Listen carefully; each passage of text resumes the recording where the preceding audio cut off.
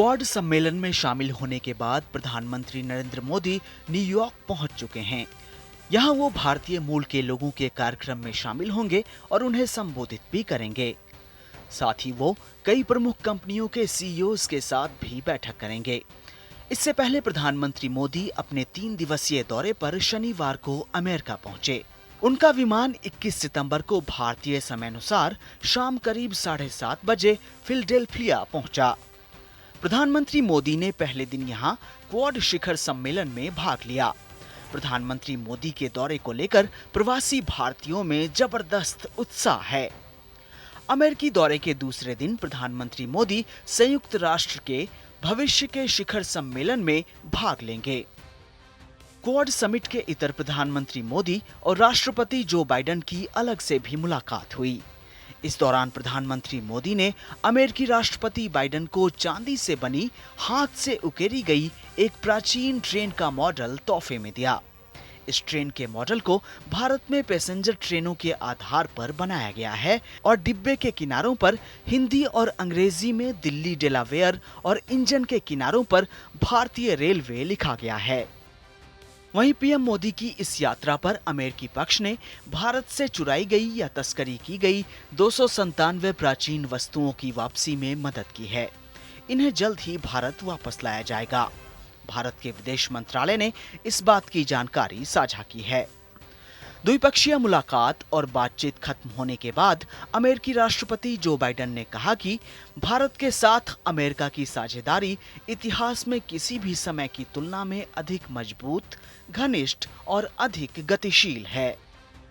वहीं quad summit में अपने उद्घाटन भाषण में प्रधानमंत्री मोदी ने कहा कि ये समूह किसी के खिलाफ नहीं है और नियम आधारित अंतर्राष्ट्रीय व्यवस्था, संप्रभुता और क्षेत्रीय अखंडता के सम्मान और सभी मुद्दों के शांतिपूर्ण समाधान का समर्थन करता है। प्रधानमंत्री मोदी ने कहा कि स्वतंत्र, खुला, समावेशी और समृद्ध हिंद प्रशांत क्वाड देशों की साझा प्राथमिकता और साझा प्रतिबद्धता है।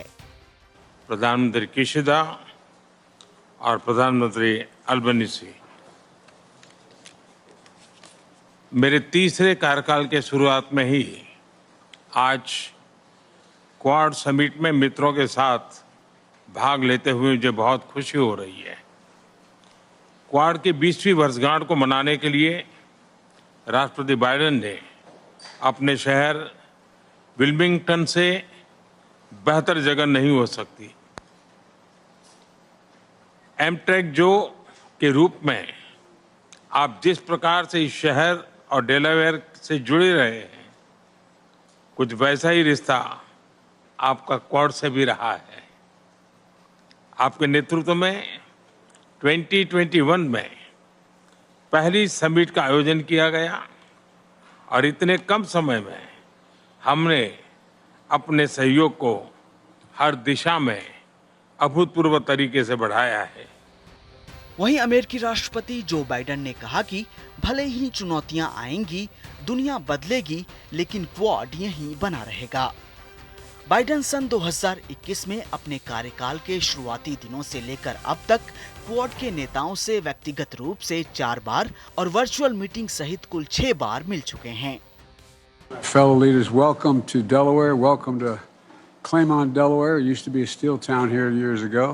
And welcome to the border of Wilmington, Delaware. And I'm really pleased that you were able to be in my home and see where I grew up. I got a chance to do that in Hiroshima.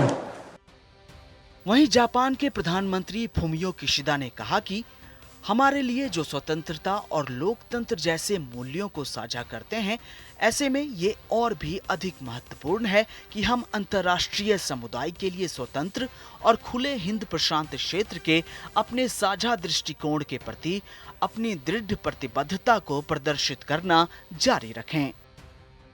ऑस्ट्रेलियाई प्रधानमंत्री Anthony Albanese ने quad को एक निकाय के रूप में विकसित किए जाने पर जोर दिया। उन्होंने कहा कि कुछ अंतर्राष्ट्रीय प्लेटफॉर्म्स के विपरीत क्वाड का इतिहास लंबा नहीं है। इसका मतलब है कि ये परंपरा द्वारा परिभाषित नहीं है, लेकिन इसका मतलब ये भी है कि ये इसके द्वारा सीमित नहीं है।